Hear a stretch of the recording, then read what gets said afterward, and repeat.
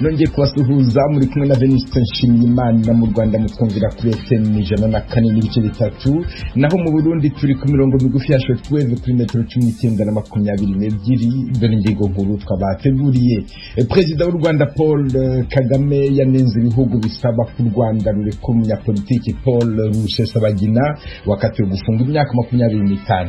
These organizations or these countries are powerful. Iyo miryango cyangwa se ibyo bihugu birakomeye, ariko kandi ntekereza ko natwe tugomba kwita ku mutekano w'abaturage bacu. Perezida Paul Kagame yavugana n'ikinyamakuru The Hills cyo muri Leta Zunze Ubumwe za Amerika.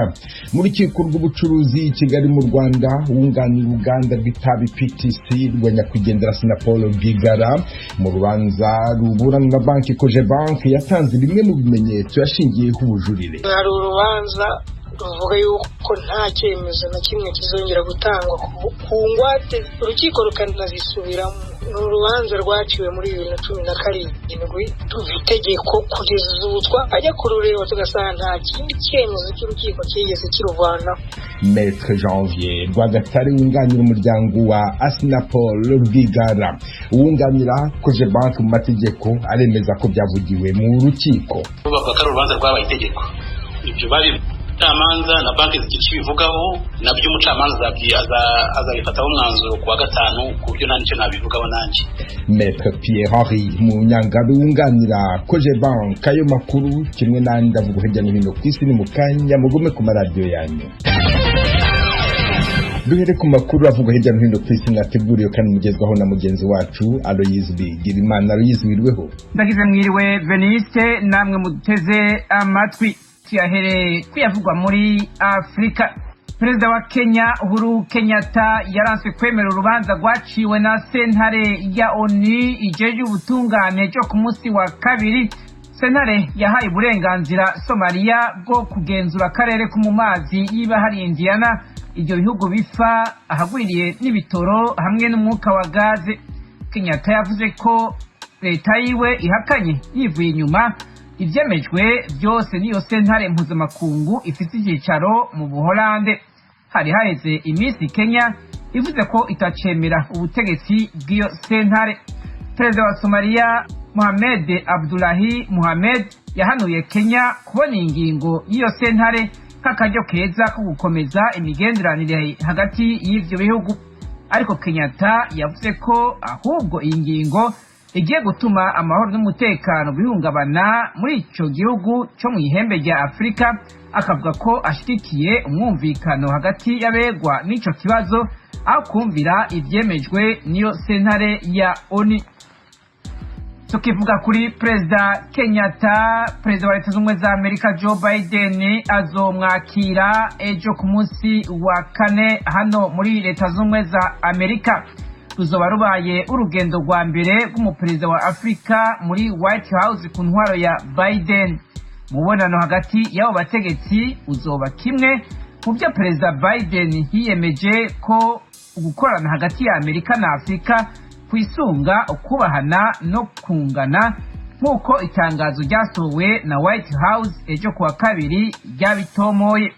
Iri tangazo rivuga kandi ko Perezida Biden na Kenyatta bazovugana ko ari ngombwa gukorera mu muco no guhana ibyaha bifatiye ku mafaranga haba mu gihugu canke mu makungu, cyane cyane bishingiye ku bunyonyezi bw'amafaranga hamwe n'ibiturire.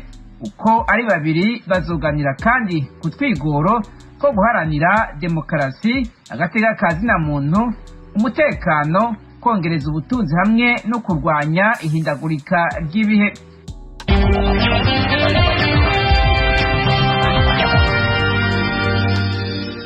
Mu gisata c'amagara y'abantu, Leta Zunze Ubumwe za Amerika yararungitse muri Nigeria doze zibiri z'incanco za COVID-19 zirenga imiliyoni 3,500,000 zahinguwe n'ihinguriro Pfizer. Umutegetsi wo muri Perezidansi ya Amerika White House yabivuze ejo ku munsi wa kabiri. Uwo mutegetsi yavuze ko ibi bikozwe mu ntumbero yo kurokora ubuzima bw'abantu atari ukwiyamamaza mu ntumbero yo kwemerwa n'isi. Perezidansi ya Amerika ivuga ko izi doze imiliyoni 3,577,860 zatanguye kurungikwa muri Nigeria ejo ku munsi wa kabiri. Zikurikiye iyindi mpano igizwe na doze 2 za Moderna zingana imiliyoni 4 zarungitswe muri ico gihugu biciye mu mugambi COVAX wishinze kugabangana incanco mu bihugu bitari sununura mu by'ubutunzi.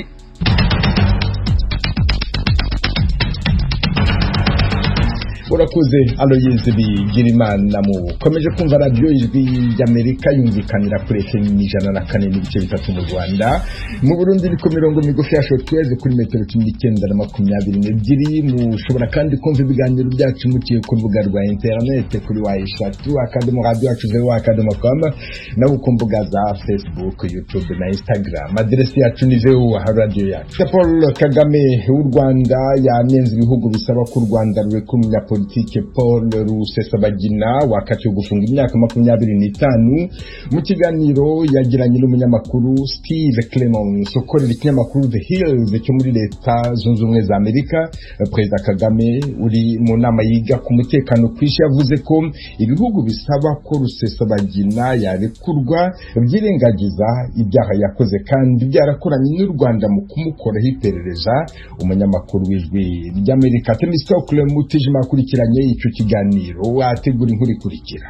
Amagambo ya Perezida Kagame aje nyuma y'aho inteko nshinga amategeko y'umuryango w'ubumwe bw'Uburayi yaherukaga gutora yemeza ku bwiganze buri hejuru umwanzuro usaba ko Bwana Rusesabagina ubufungiye mu Rwanda yarekurwa ndetse agahita yoherezwa mu gihugu cy'Ububirigi nta kindi kigombye gusabwa.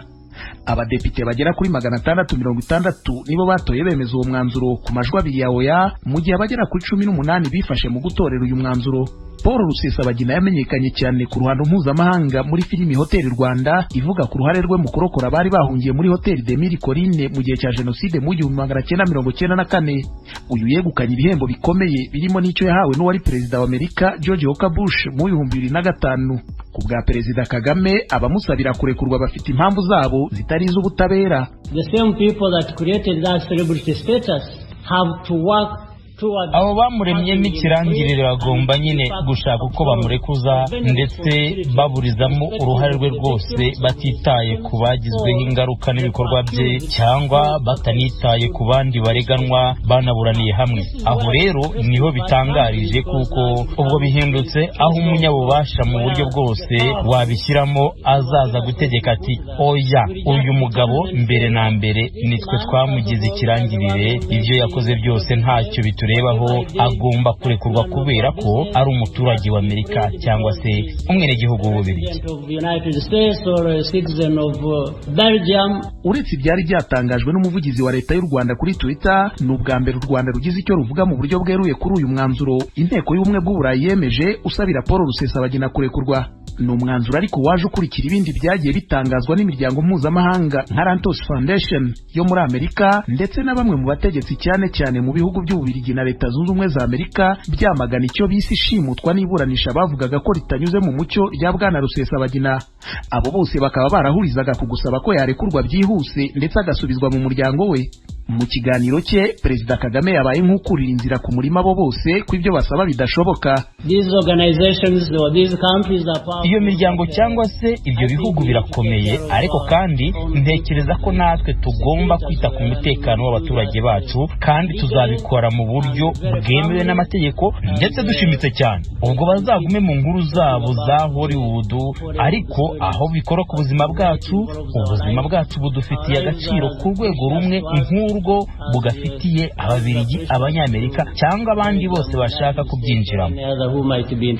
Ubusabe bwo kurekura Bwana Paul Rusesabagina bwongeye kwiyongera nyuma y'aho akatiwe n'inkiko zo mu Rwanda gufunga imyaka 25 nyuma yo kumuhamya ibyaha bifitanye isano n'iterabwoba. Ibyo bishingiye ku bitero byagabwe ku Rwanda n'umutwe wa FRN ushamikiye ku mpuzamashyaka MRCD yahoze ayoboye. Ibihugu by'Ububirigi na Amerika byagaye inenge zagaragaye mu rubanza rwe aho byavuze ko uburenganzira bw'ubwunganizi butubahirijwe. Paul Rusesabagina ubwe yari yaramaze kwikura mu rubanza avuga ko nta butabera yiteze. urakoze Temistokle Mutijima. Urukiko rw'ubucuruzi mu Rwanda rwa Nyarugenge kuri uyu wa kabiri rwaburanishije urubanza rw'uruganda rw'itabi PTC rwa nyakwigendera Sinapol Rwigara na banke Cogebanque. Ni urubanza rw'ubujurire uruganda rusaba ko uruhushya rwo kugurisha hoteli iri mu Kiyovu ruteshwa agaciro ruvuga ko rwatanzwe mu buryo budakurikije amategeko. Navuganye na Maître Rwagatare Janvier wunganira PTC avuye mu rukiko atangira ambwira uko urubanza rwagenze. Murakoze Veniste, urubanza rwabaye turuvuyemo uburwoze turiho tuvugana rwagenze neza, buri ruhande rwagiye rutanga rigima zarwo. Yego, ubwo dutegereje icyo icyemezo urukiko ruzafata. Mwaburanaga mwerekana yuko uburenganzira bwatanzwe bwahawe RDB bwo kugurisha iriya hoteli ya Premier Tobacco Company Limited cyatanzwe mu buryo butemewe n'amategeko. Uyu munsi ni izihe ngingo mwongeye kongeraho mushimangira izo mwatanze? Mu by'ukuri nta nazo, ahubwo twerekanaga yuko mu rukiko rukuru twaziburanye kubera yuko nyine habaye ramvwa urubanza rugasubira muri Tribunal de Commerce. Yumvikana ko ibitaraburanishijwe mu by'ukuri nibyo byaburanishijwe uyu munsi. Ibyo bitaburanishijwe ni bihe? Ibyo umaze kuvuga yuko icyemezo cyatanzwe mu buryo butemewe n'amategeko, tukagenda twerekana impamvu. Rero ubu se nk'impamvu nyamukuru mwerekanye uyu munsi yerekanaga yuko icyo cyemezo cyatanzwe mu buryo butemewe n'amategeko n'izihe? Hari urubanza ruvuga yuko nta cyemezo na kimwe kizongera gutangwa ku ngwate, urukiko rukanazisubiramo. Ni urubanza rwaciwe muri 2017 ruva itegeko kugeza ubu twajya kurureba tugasanga nta kindi cyemezo cy'urukiko kigeze kiruvana.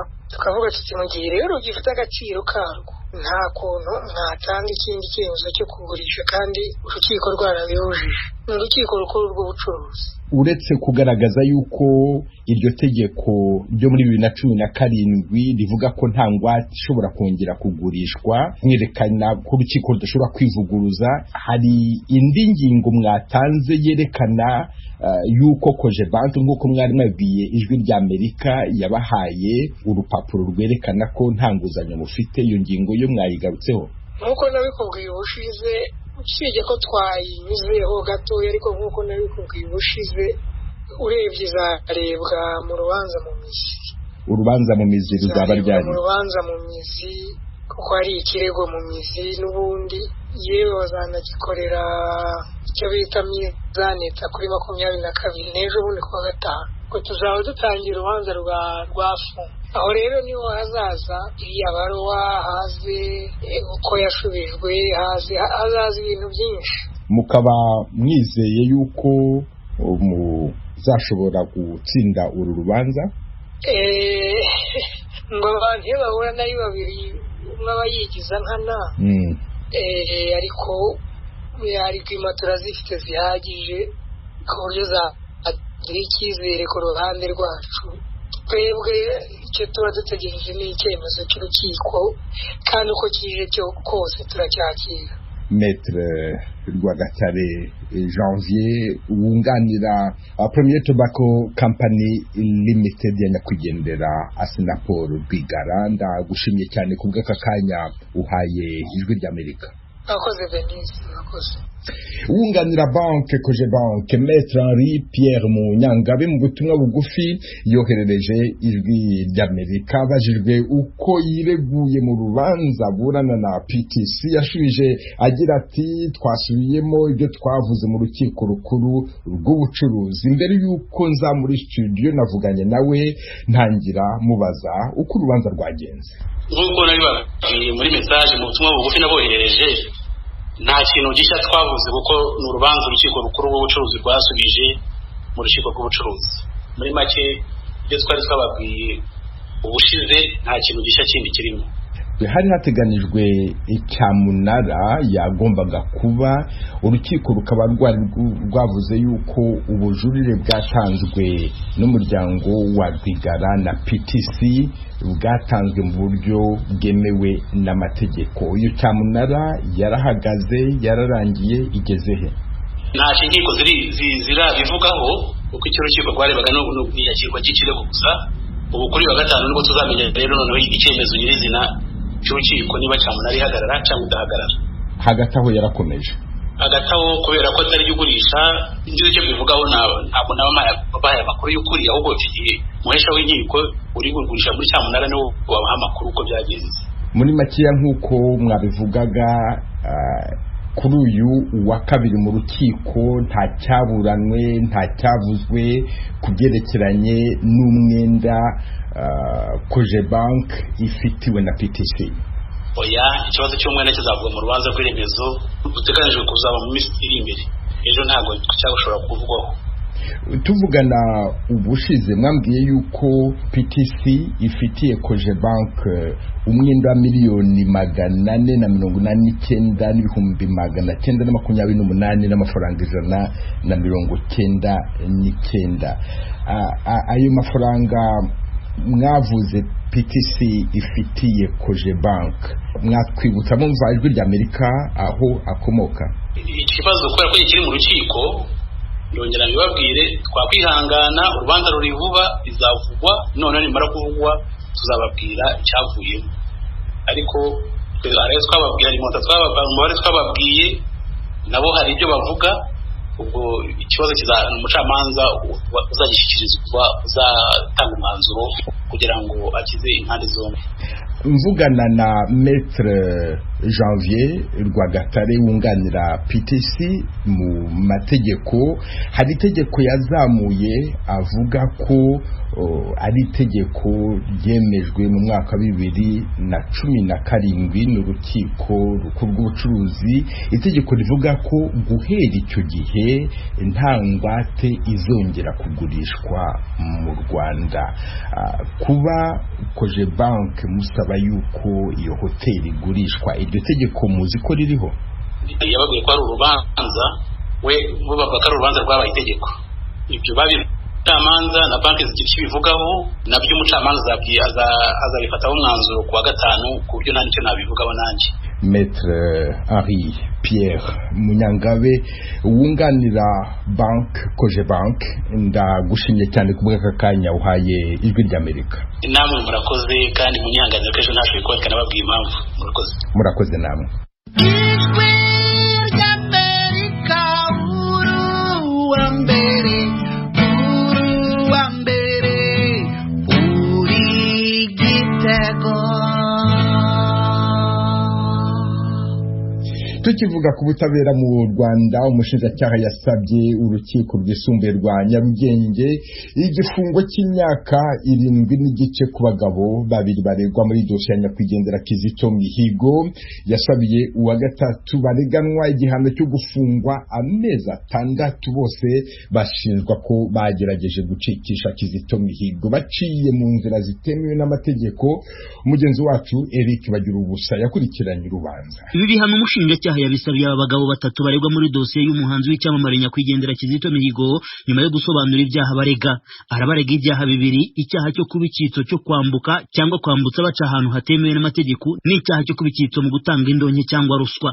Abo ni Bwana Jean Bosco Nkundimana wari umukozi wa Kizito Mihigo amufasha mu mirimo yo mu rugo, Bwana Joel Ngayabahiga na Bwana Innocent Harerimana wari warafunganywe na Kizito muri gereza ya Nyarugenge iri Mageragere mu nkengero z'umujyi wa Kigali. Uyu bushinjacyaha buvuga ko Kizito Mihigo yamwigishaga gucuranga bakiri mu munyururu. Bose uko ari batatu bagaragaye mu buryo bw'ikoranabuhanga bambaye impuzankano y'iroza iranga abafungwa. Buri umwe ku ruhare rwe, umushinjacyaha avuga ko Kizito akimara gufungurwa mu kwezi kwa 9 2018 yatangiye gucura umugambi wo gutoroka igihugu mu gihe nta burenganzira yari abifitiye bwo gusohoka atabiherewe uruhushya na Minisitiri w'Ubutabera nk'umuntu wari wafunguwe ku mbabazi z'umukuru w'igihugu. Nkundimana aregwa ko ubwo yari yatashye ubukwe iwabo Nyaruguru mu majyepfo y'u Rwanda ariwe washatse umuvandimwe we Ngayabahiga akazabarangira inzira yoroshye yo gutorotsa Kizito. aba bagabo bombi bemera bidasubirwaho uruhare mu gushaka gutorotsa Kizito Mihigo.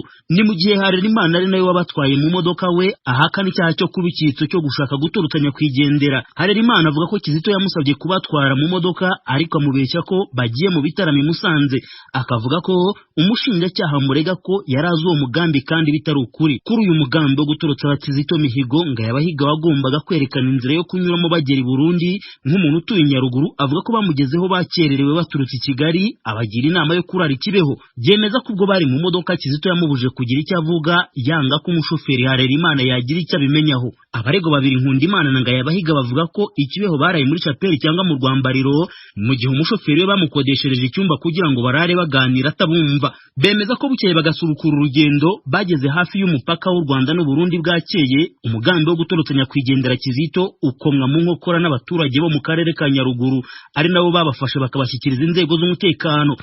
Umushinjacyaha avuga ko Kizito Mihigo yari yabikije uwari umukozi we amafaranga 420 y'amanyarwanda n'amadolari 300 y'abanyamerika yo gutangamo ruswa. Abaregwa babiri Ngayabahiga n'umuvandimwe we Nkundimana bahakana bivuye inyuma icyaha cyo kubikitso mu gutanga indonke cyangwa ruswa. Nkundimana akavuga ko ibisobanurwa kuri iki cyaha nta na kimwe cyabayeho, ni ibintu yise mu magambo ye ibinyoma byambaye ubusa byahimbwe n'umushinjacyaha. Avuga ko amafaranga bamusanganye yaraye bwite aho kuba ya Kizito. Abanyamategeko Brice Bikotwa na mugenzi we Pierre Celestin Kubwimana bunganira baregwa basanga icyaha cyo gutanga ruswa kitarabayeho, bakavuga ko nta bimenyetso simusiga bigaragazwa n'ubushinjacyaha kuri iki cyaha. Kuri Harerimana, Maître Kubwimana bakavuga ko yagombye guhanagurwaho icyaha kuko atarazi umugambi wo gutorotsa Kizito Mihigo. Mu ijambo risoza umushinjacyaha yasabye urukiko kuzahamya ibyaha abaregwa bose ko ari batatu, asabira Bwana Innocent Harerimana igifungo cy'amezi 6 n'ihazabu ya miliyoni 1 y'amafaranga. Naho kuri Bwana Joel Ngayabahiga we ubushinjacyaha umusabira ko